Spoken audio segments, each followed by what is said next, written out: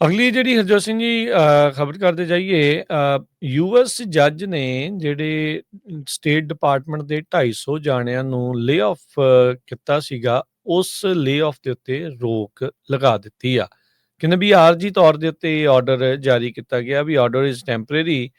ਪਰ ਯੂਨੀਅਨਸ ਨੇ lawsuit file ਕੀਤਾ ਸੀ ਸਰਕਾਰ ਦੇ ਉਲਟ, ਜਿਹੜੀਆਂ ਕਹਿੰਦੇ ਆ ਵੀ ਜਿਹੜੀਆਂ 250 ਵਰਕਰਸ ਆ ਉਸ ਤੋਂ ਵੱਧ ਲੋਕਾਂ ਨੂੰ ਬਾਹਰ ਦਾ ਰਸਤਾ ਦਿਖਾਇਆ ਗਿਆ ਸੀਗਾ।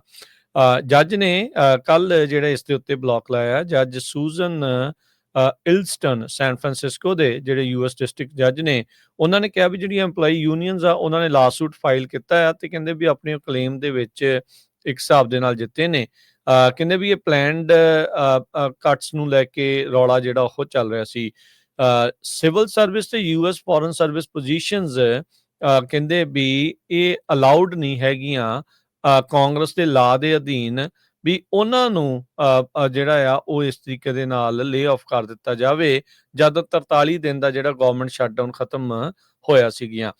ਅੱਜ ਤੋਂ ਇਹ ਜਿਹੜੀਆਂ ਲੇ-ਆਫ ਆ ਉਹ ਸਟਾਰਟ ਹੋਣੀਆਂ ਸੀਗੀਆਂ, ਪਰ ਜਿਹੜੇ ਜੱਜ ਦੇ ਕੱਲ ਦੇ ਆਏ ਫੈਸਲੇ ਦੇ ਨਾਲ ਜਿਹੜਾ ਕਿ ਟੈਂਪਰੇਰੀ ਬਲੋਕ ਹੈਗਾ ਆ, ਉਹ ਉਸ ਨੂੰ ਲੈ ਕੇ ਜਿਹੜੀ ਹਾਲ ਦੀ ਘੜੀ ਲੇ-ਆਫ ਰੁਕੀ ਆ।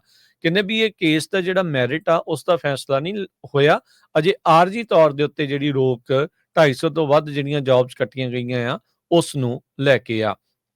ਇਹ ਕਾਨੂੰਨ ਜਿਸ ਨੂੰ ਕੰਟੀਨਿਊਇੰਗ ਰੈਜ਼ੋਲੂਸ਼ਨ ਆਖਿਆ ਜਾਂਦਾ ਆ, ਕਹਿੰਦੇ ਵੀ ਉਹ ਏਜੰਸੀਜ਼ ਨੂੰ ਰੋਕਦਾ ਆ ਇਸ ਤਰੀਕੇ ਦੀਆਂ ਲੇ-ਆਫਸ ਨੂੰ ਇੰਪਲੀਮੈਂਟ ਕਰਨ ਦੇ ਲਈ 30 ਜਨਵਰੀ ਤੱਕ। ਜਿਹੜੇ ਟਰੰਪ ਐਡਮਿਨਿਸਟ੍ਰੇਸ਼ਨ ਆ ਉਹਨਾਂ ਨੇ ਏਜੰਸੀਜ਼ ਨੂੰ ਕਿਹਾ ਵੀ ਇਹ ਜਿਹੜਾ ਲਾਅ ਆ ਅਪਲਾਈ ਨਹੀਂ ਕਰਦਾ ਜੌਬ ਕੱਟਸ ਦੇ ਉੱਤੇ, ਕਿਉਂਕਿ ਇਹ ਸ਼ਟਡਾਊਨ ਹੋਣ ਤੋਂ ਪਹਿਲਾਂ ਐਲਾਨੀਆਂ ਗਈਆਂ ਸੀਗੀਆਂ। 1300 ਤੋਂ ਵੱਧ ਸਟੇਟ ਡਿਪਾਰਟਮੈਂਟ ਦੀਆਂ ਜਿਹੜੀਆਂ ਲੇ-ਆਫਸ ਆ ਉਹ ਐਲਾਨੀਆਂ ਗਈਆਂ ਸੀ। ਉਹਨਾਂ ਦੇ ਕਹਿੰਦੇ ਵਿੱਚੋਂ ਹੀ ਇਹ ਜਿਹੜੇ 250 ਤੋਂ ਵੱਧ ਜਿਹੜੇ ਵਰਕਰਸ ਆ ਜਿਨ੍ਹਾਂ ਨੂੰ ਲੇ-ਆਫ ਕੀਤਾ ਗਿਆ ਆ ਗਵਰਨਮੈਂਟ ਸ਼ਟਡਾਊਨ ਖੁੱਲਣ ਤੋਂ ਬਾਅਦ ਦੇ ਵਿੱਚ। ਤੇ ਪਰ ਯੂਨੀਅਨਸ ਕਹਿੰਦੇ ਆ ਵੀ ਨਹੀਂ 30 ਜਨਵਰੀ ਤੱਕ ਤੁਹਾਨੂੰ ਜਿਹੜਾ ਇਸ ਦੇ ਵਿੱਚ ਐਟਲੀਸਟ ਇੰਤਜ਼ਾਰ ਕਰਨਾ ਪਊਗਾ। ਇਹ ਤੁਸੀਂ ਧੱਕਾ ਜਿਹੜਾ ਇਸ ਦੇ ਵਿੱਚ ਕਰ ਰਹੇ ਆ। ਸਟੇਟ ਡਿਪਾਰਟਮੈਂਟ ਨੇ ਅਜੇ ਇਸ ਦੇ ਉੱਤੇ ਕੋਈ ਕਮੈਂਟ ਨਹੀਂ ਕੀਤਾ, ਪਰ ਇਹ 250 ਜਾਣਿਆਂ ਦੀ ਅਜੇ ਜੌਬ ਕੁਛ ਚਿਰ ਦੇ ਲਈ ਬਚ ਗਈ ਆ ਇਸ ਜਿਹੜੇ ਕੋਰਟ ਦੇ ਆਰਡਰ ਤੋਂ ਬਾਅਦ 'ਚ।